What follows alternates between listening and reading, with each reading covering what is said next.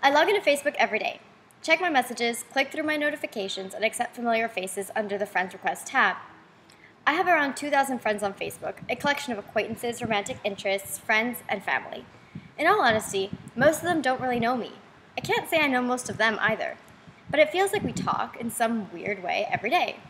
I can't remember the last time I talked to most of them, but I like their posts, pictures, and statuses all the time. Is this media really social as it's been tagged, liked, and reblogged to be? Or are we connected in a world that is increasingly becoming disconnected?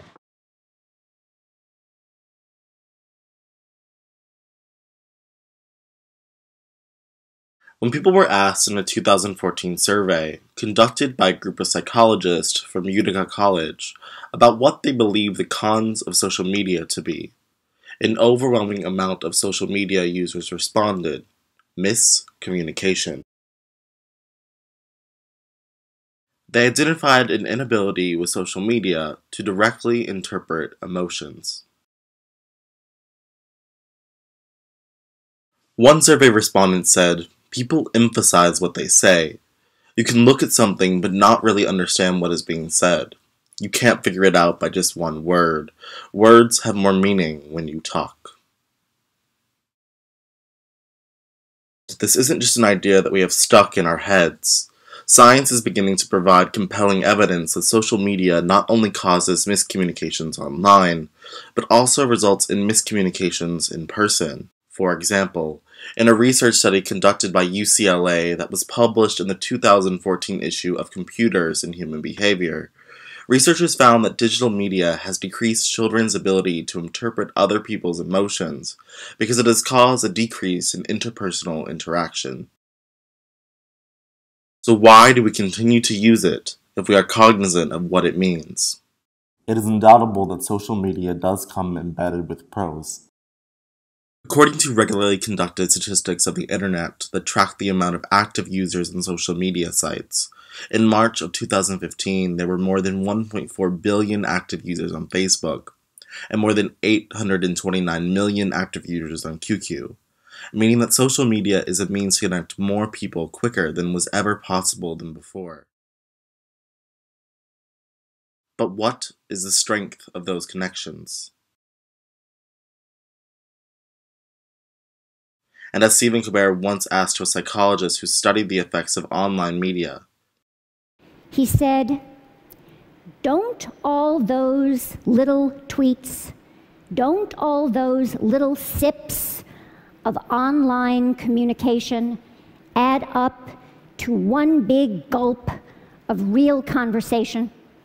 to our brains, the answer appears to be no. According to a study from Robert Kraut, a researcher from Carnegie Mellon University in 1998, the amount of web usage directly corresponds to depression. And this isn't because lonelier people inherently go online more often, as is shown by a review of more than 75 studies that concluded that the users of Facebook do not differ in most personality traits from non-users of Facebook. The internet provides a different type of communication, one that is arguably more polished and calculated, one that we have more control over, yet ultimately doesn't stimulate our brains in the same way that interpersonal interactions do. Control is why we continue to use social media. It is also why it is not uncommon for people to say, "I prefer to text than talk." Because people write a message on social media, we have time to think about what we want to say. Our response is not needed immediately. We can use time to craft our words and our responses in a way that is otherwise impossible to do in face-to-face interactions. We think that this is for the better. We think that this removal is positive, but as Sherry Turkle said on the issue, I think we're setting ourselves up for trouble. Trouble certainly in how we relate to each other, but also trouble in how we relate to ourselves. we set ourselves up for trouble with others because at the end of the day, these interactions seem artificial and thus unsatisfactory. And indeed they are, as can be seen by the growing trend of posing photographs. They set us up for trouble with ourselves because created this culture where we fear that no one is listening to us.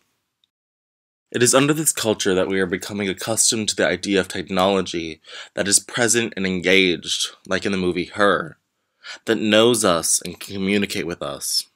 In fact, researchers right now are making robots called sociable robots that are specifically designed to be companions, which is an idea that is not too far removed from Isaac Asimov's collection of sci-fi short stories, I, Robot, which used to be an idea that we were afraid of, but now doesn't seem that scary.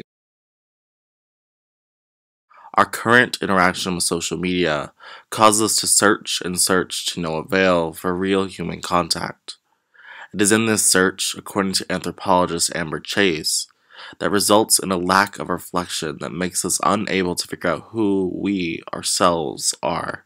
She argues that if we were allowed time of introspection to figure out who we were ourselves, then maybe we could make a more compelling second self on social media that will engage with more realistic conversations with others.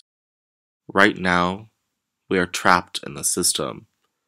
But maybe it is time to plug out of technology for a moment or two, so we can plug back into ourselves and others.